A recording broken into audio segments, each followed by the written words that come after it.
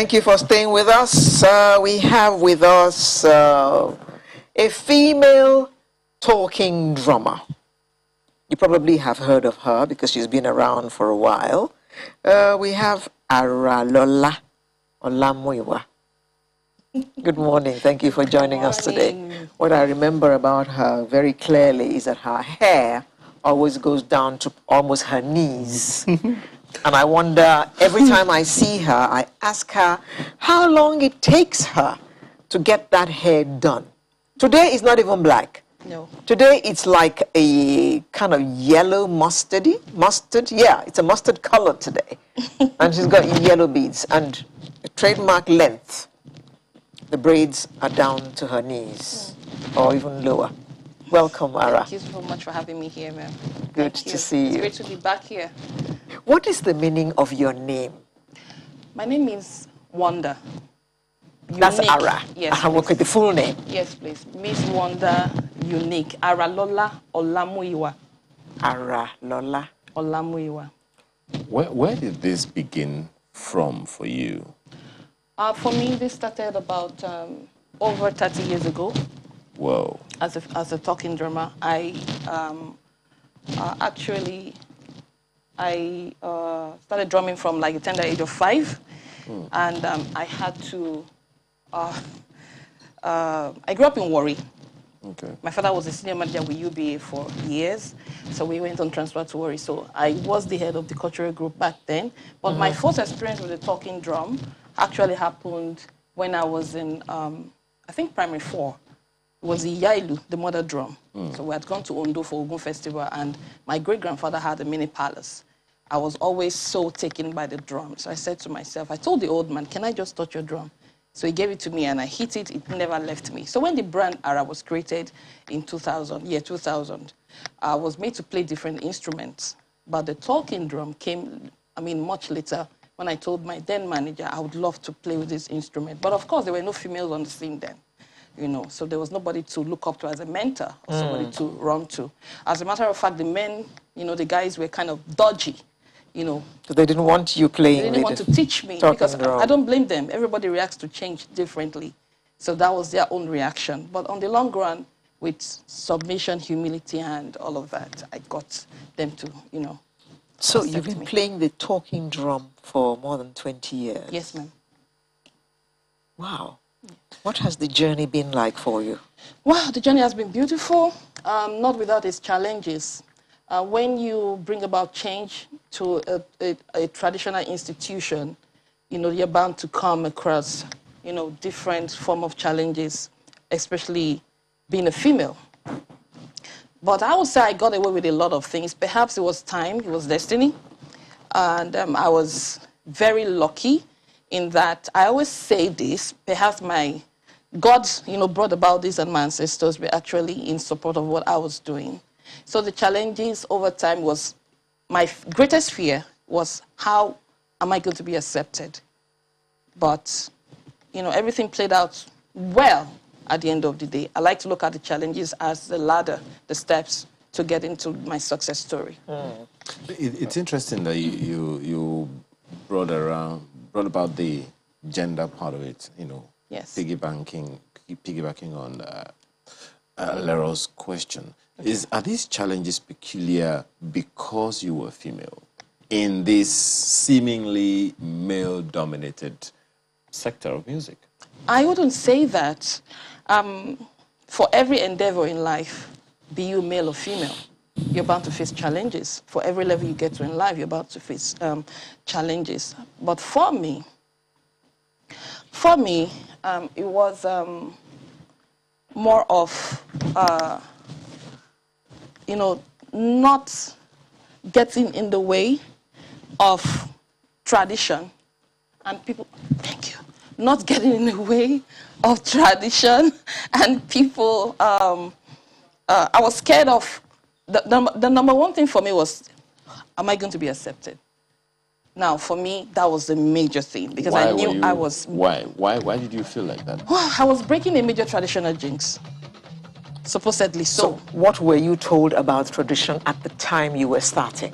I was that told women were not allowed to play the talking drum, or what? Yes, I was told that women were not supposed to. Were not supposed to? Yes. Even though you are from Ayo family, women were not supposed to. I will not be able to have a child. My soup will be sour, and etc., etc. Now, did any of this come true? No. My son clocked 13 on Tuesday, and I cooked the best soup around. You can ask those who have tasted We should soup. ask your husband.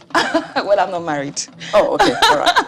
But for those who have tasted your soup, Okay. I'm curious. All right. We should ask them. Exactly. Or possibly If we'll your bring soup back- has been sour, Never. or you invite us over to come and sample the soup That's so we more can like tell it. the whole world. That's more like it. You're invited. So, I mean, that was about it. But I got to know recently that the mother, the King Lawi of Ede, his mother was actually a female talking drummer. Ah, So I had to change the narrative from being the first or pioneer female talking drummer to being the first celebrated okay. female talking drummer. Yes. Ara, you played for the Queen of England. Yes. And you played for the former President Bill Clinton. Yes. And you've played for Obasanjo. Yes. Wow. And the list just goes on and on. I'm curious. Okay. How did the Queen dance to the talking drum? Now, she didn't dance. Oh. She was seated beside former President Olusegun Obasanjo. It was at the, it was at a major event in Nigeria at the time, Chogom.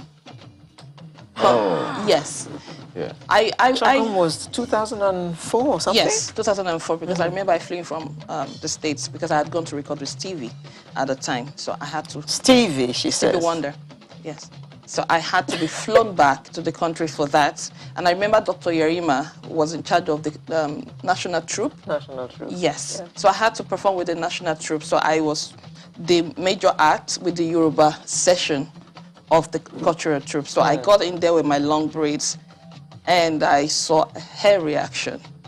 That for me was, hey, I'm right there in front of the Queen of England. And I could tell she loved it. And I could tell from the reaction of everybody, and even from my father, I call him my father, former President Olusegun Obasanjo. He was very proud. I could see, wow, this is my daughter. I'm so proud of her. And the former president of the U.S.? Bill Clinton? Oh, Bill Clinton, yes, he was in Nigeria Yes. for an event. Yes. He danced. Actually, I don't have that clip. You know, I think he loves our culture, kind of. He kind of, Yes, judged I up with know. us He at some danced point. to KSA's Juju Yes, music as well. yes. And I'm like, how did you lift the leg? It's easy if you have ear for rhythm. It's quite easy. So now, the talking drum is an iconic instrument Yes. in Africa.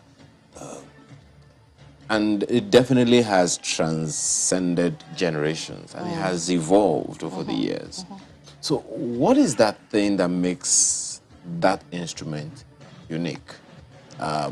Beside the fact that it talks, please don't tell me that. Okay. Yeah. Beside And that, few understand its language. and few, yeah. So what is it that makes it, different? And what is it supposed to represent? And does it represent it?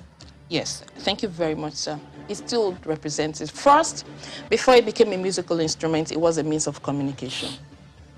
It was used from village to village, territory to territory to announce whatever event it was, be it war, be it arrival of, great personalities. Till date, the Alaafin of Oyo's palace, the talking drum announces who is coming in and who is going out. So the Kabiyesi wakes him up. So it was, and still is a means of communication. Now, the story goes that it is, how do I put this? I want to speak Yoruba. Go ahead. I'm allowed to. Okay. Oku awo tó ń fọhùn bí ènìyàn. Right. It's taken from an animal skin. And you must know that there's something spiritual about that drum. It is, and your family have a god that is worshipped with this drum. So it's a deity on its own. That is why a lot of people believe that, for you to be the first female talking drummer, you must possess some kind of power to have been able to, surmount all the pressures and everything. So it's a very unique instrument.